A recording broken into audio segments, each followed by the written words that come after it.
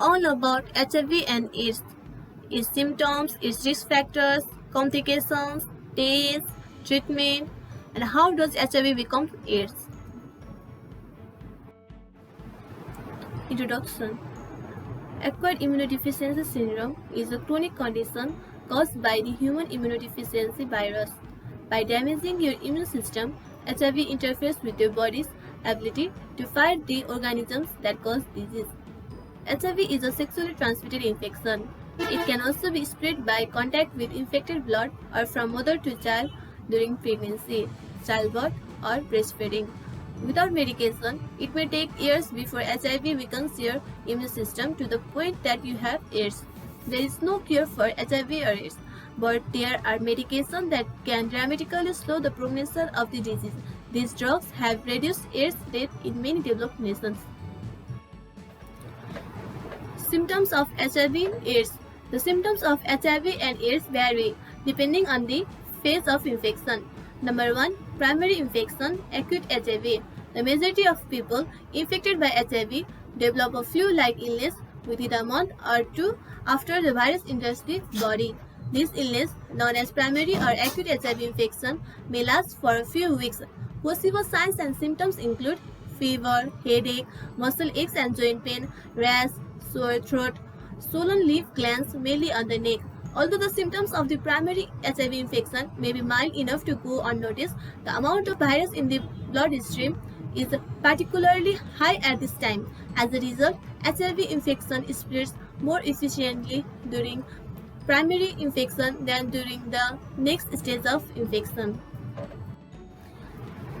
Number 2. Clinical latent infection, chronic HIV. In some people, persistent swelling of lymph nodes occurs during clinical latent HIV. Otherwise, there are no specific signs and symptoms. Clinical latent infection generally lasts around 10 years if you are not receiving antiretroviral therapy. This phase can last for decades in people taking antiretroviral medications, but some people progress to more severe disease much sooner. Number 3. Early symptomatic HIV infection. As the virus continues to multiply and destroy immune cells, you may develop mild infections or chronic signs and symptoms such as fever, fatigue, swollen lymph nodes, often one of the first signs of HIV infections, diarrhea, weight loss, oral yeast infection or thrush, shingles or Hoff's zoster. Number 4. Progression to AIDS. If you receive no treatment for your HIV infection, the disease typically progresses to AIDS in about 10 years. By the time AIDS develops, your immune system has been severely damaged, making you susceptible to opportunistic infection disease that will not usually trouble a person with a healthy immune system. The signs and symptoms of some of these infections may include soaking night sweats, recurring fever, chronic diarrhea, and so on. How does HIV become AIDS? HIV destroys CD4 cells, a specific type of white blood cell that plays a large role in helping your body fight disease. Your immune system weakens as more CD4 cells are killed. You can have an HIV infection for years before it progresses to AIDS. People infected with HIV progress to AIDS when their CD4 count falls below 200 or they experience an AIDS-defining complications. How HIV is transmitted.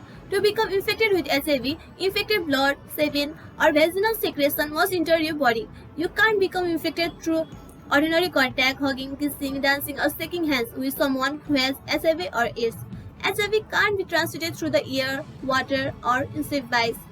You can become infected with HIV in several ways, including by having sex, from blood transfusion, by sharing needles during pregnancy or delivery, or through breastfeeding. Risk factors. Anyone of any age, race, sex, or sexual orientation can be infected, but you are at greatest risk of HIV/AIDS if you have unprotected sex, have another STI, use intravenous drugs.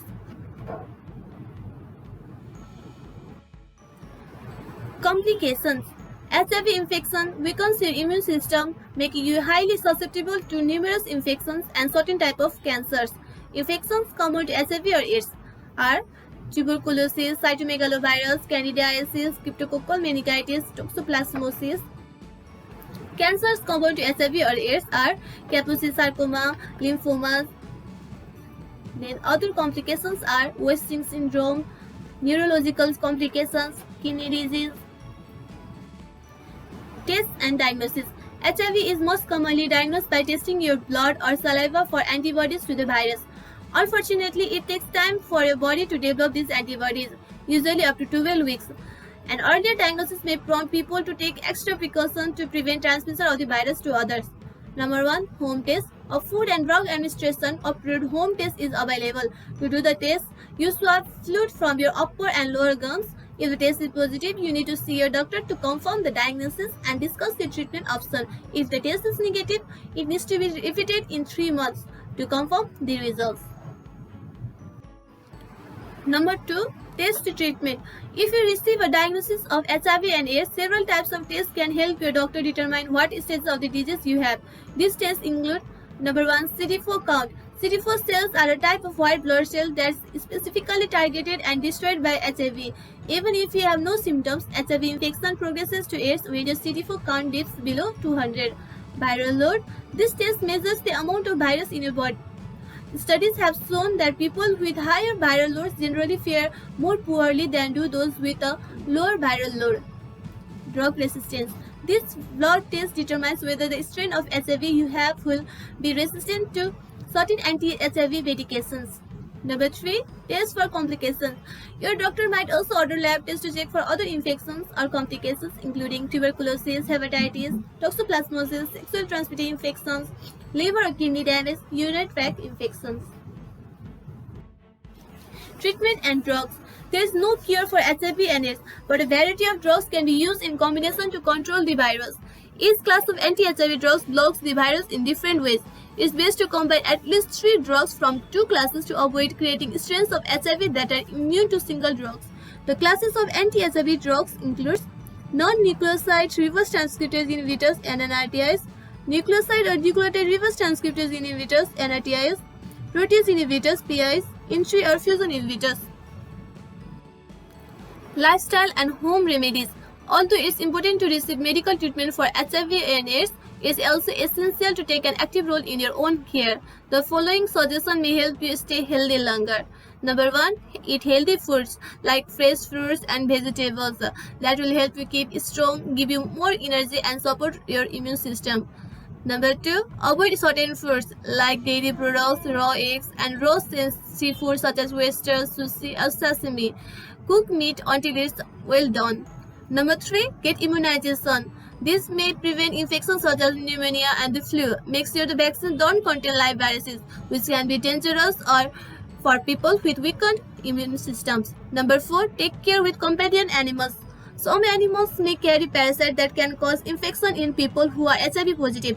Catfishes can cause toxoplasmosis, reptiles can carry salmonella, and birds can carry the fungus Cryptococcus or histoplasmosis. Wash hands thoroughly after handling pets or emptying the litter box. If you like this video, please like, share and subscribe. And if you have any queries, just comment down below. And for the further notification of the videos from the Parent Medical Notes, just turn on the bell notification. Thank you.